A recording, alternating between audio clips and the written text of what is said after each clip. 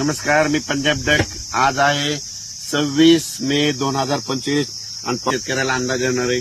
राज्यातल्या सर्व शेतकऱ्याला सांगू इच्छितो की राज्यामध्ये 26 मे पासून म्हणजे 26, 27, 28, 29, 30 आणि 31 मे पर्यंत दररोज भाग बदलत जोराचा पाऊस पडणार आहे म्हणून हा अंदाज लक्षात येतो. काही ठिकाणी मुसळधार पडणार आहे, काही ठिकाणी अति मुसळधार पडणार आहे, कुठं रिमझिम पडणार आहे.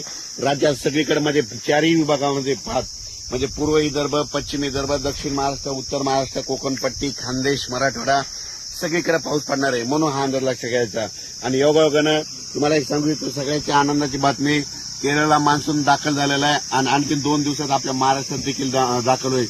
पण परिस्थिती अशी आहे की शेतकऱ्यांचं त्यांच्यासाठी परत एक आनंदाची बातमी, 1 जून नंतर 1 जून ते 7 जून पर्यंत असं चांगलं कडक सूर्यदर्शन होणार आहे. 1 जून ते 7 दरम्यान पाऊस काय येणार नाही, मोठा काही चिंता करायची गरज नाही. त्या 1 जून पासून काय करा, तुम्ही संपूर्ण शेताची कामे आटपून घ्या. कारण की आता जर पेरलं तर संपूर्ण तणच उगवलंय शेताने. पाहू शकता की ज्यांचं शेत तयार आहे तर तुम्ही कापसाची लागवड करू शकता. तुम्ही तुमचा निर्णय स्वतः घ्या. पेरायचं असेल तर पेरा, जमिनीतली ओल तपासा, तुम्ही तुमचं पेरू शकता.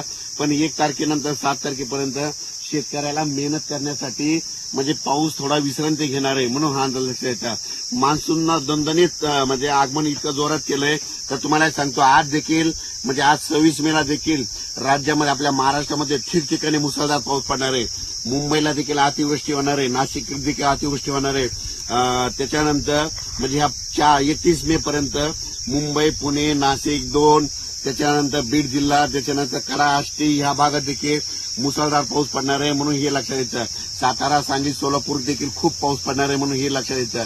म्हणजे सांगायचं झालं तर जिल्ह्याच्या सगळ्याच भागामध्ये प्रत्येक नदीला, वड्याला पाणी येईल असा, गुडघ्या इतकं पाणी येईल असा राज्यात पाऊस पडणार आहे म्हणून हा अंदाज लक्षात येतं.